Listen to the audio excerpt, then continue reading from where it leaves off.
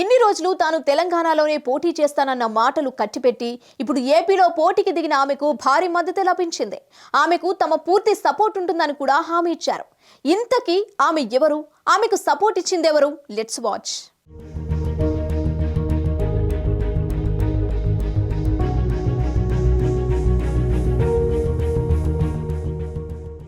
AP PCC అధ్యక్షురాలుగా బాధ్యతలు చేపట్టిన వైఎస్ షర్మిలకు తమ అండదండలు పూర్తిగా ఉంటాయన్న విషయాన్ని చాటి చెప్పేందుకు కాంగ్రెస్ పార్టీ ముఖ్య నేత రాహుల్ గాంధీ నేరుగా బరిలోకి దిగారు. ఏపీ పీసీసీ రథసారథిగా బాధ్యతలు చేపట్టిన షర్మిల ఆ తర్వాత నుంచి ఏపీ ముఖ్యమంత్రి అలాగే ఆమె సోదరుడు వైఎస్ జగన్మోహన్ రెడ్డి మీద ఆయన ప్రభుత్వం తీరుపైన విమర్శలు చేయడం కలకలాన్ని రేపింది.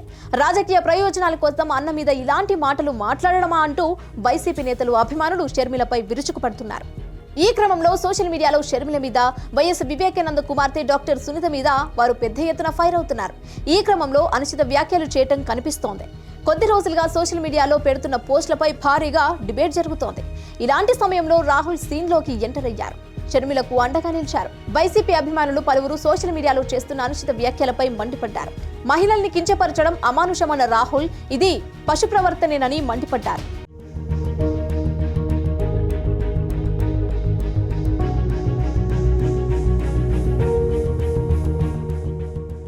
ఇలాంటి చేష్టలతో కాంగ్రెస్ ఆత్మస్థైర్యాన్ని దెబ్బతీయలేరన్న రాహుల్ షర్మిలకు తమ పూర్తి మద్దతు ఉంటుందన్నారు. ఓటమిని ఎదుర్కోలేని పిరికి వాళ్లే క్రూరత్వాన్ని ఆశ్రయిస్తారన్న ఆయన సోషల్ మీడియా ద్వారా పోస్టు పెట్టడం గమనార్హం. ఏపీకి ప్రత్యేక హోదా డిమాండ్ చేస్తూ ఢిల్లీలోని ఏపీ భవన్లో షర్మిల నిరసన వ్యక్తం చేశారు. రాష్ట్ర ప్రజలు తనకు చూపిస్తున్న మద్దతు ఆప్యాయతలే తన బలంగా షర్మిల పేర్కొన్నారు.